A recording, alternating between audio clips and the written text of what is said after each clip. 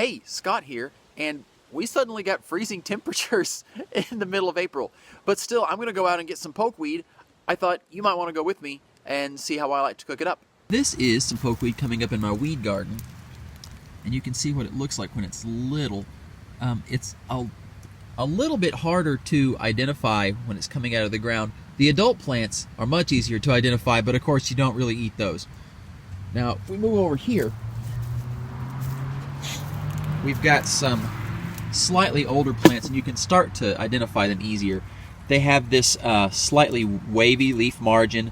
It's smooth, no teeth. Gosh, I wish you could feel this leaf over the picture. Of course, it doesn't work that way, but it feels, it's smooth. Gosh, almost kind of succulent, I guess it would be the word. Now the stems, you don't really want the stems to be red. These are actually, that's fine. These aren't red at all.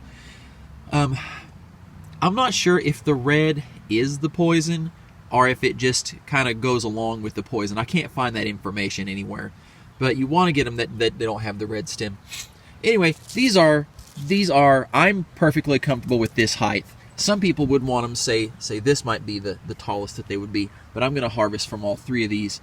Here's something else. Since the root is the most poisonous, you want to cut the stalk rather than pull them up, because if you pull them up, most of the poison is in the root, and you'll pull some of that up, you might eat it and get yourself into some trouble. So we're going to cut these down. Here's a much more mature pokeweed. This one is, maybe 2.5 feet tall at the tallest point, and most people, they would not touch this at all. Most people say, 6 inches, 10 inches, that's the limit. The taller they get, the more the poison is built into it. But then again, some people will eat even from the mature plants, and they'll just get the growing ends. The poison seems to be more concentrated the lower you get. So with older plants, going higher is a bit safer. This is still within the edible range for me. Although if you're a beginner, definitely take the real small plants. That's just a much safer way to start out. Okay, we've got a good amount here, and I'm going to take this inside and show you 3 different ways to cook it, or 3 options. And let's just take one more look at it and note that it has alternate leaves. The leaves are lance-shaped, maybe you might call it oval. They have prominent veins, especially on the underside. Look at that. The leaf margins are kind of wavy, but they're not toothed. And I don't know if you can hear this. When it almost rubbing the leaves together, it's almost like rubbing like 2 latex balloons together. So there's a peculiar audio clue in identifying these. And you'd prefer for there to be as little red at the bottom as possible. But this is going to be all right. Let's go take this and let's cook it and eat it. Now, why? Why would you want to eat a poisonous plant? Well, because it's just cool, and we're all daredevils like that, forager people, taking our lives into our own hands. They see me rolling, they hate it. Actually, just because it tastes really good, it's delicious, and it is amazingly nutritious. Mostly, we're talking vitamin A, a ton of vitamin A, and then I'm going to post on the screen, I'm going to put a picture up. Here are the nutrients. Boom. How do you like that? It's pretty impressive.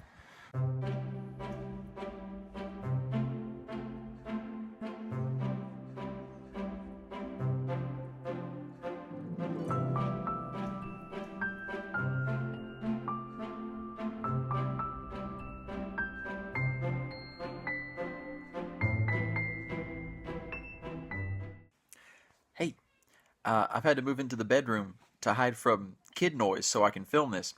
But let's eat up the 2 different pokeweed dishes that I've made. First, my second favorite is the scrambled eggs and pokeweed. And it's my second favorite because I think it's a little bland. Normally, I don't eat it just plain like this. Look at this, huh? I don't know, this one turned out pretty good. Normally, though, I'd add barbecue sauce. Is that weird? I don't think it's weird. Let's just keep it between you and me, just in case that's weird. Second, is just my straight up boiled pokeweed. well, with butter, salt, pepper, and brown sugar. Yeah, okay, brown sugar. It's not the healthiest thing, but man, does it make it taste good. This is a dessert pokeweed. Let me get a bite of this. Oop, come here, you.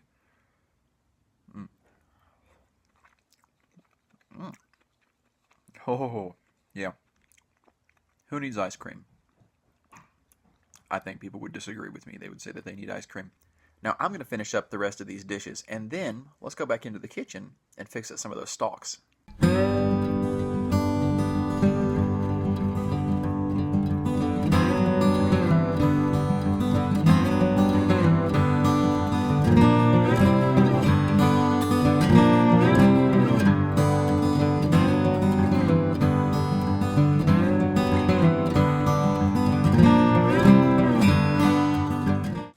Okay, let's give these a try. Now, I'm going to be honest with you. I've only fixed these like one other time because the real recipe requires cornmeal, and I just don't do so good on corn, at least on non-organic corn. So I usually don't have cornmeal hanging around. But I made this again to try it out. Didn't really care for it the first time, but I put a lot of pepper and a lot of salt to spice it up. And here we go.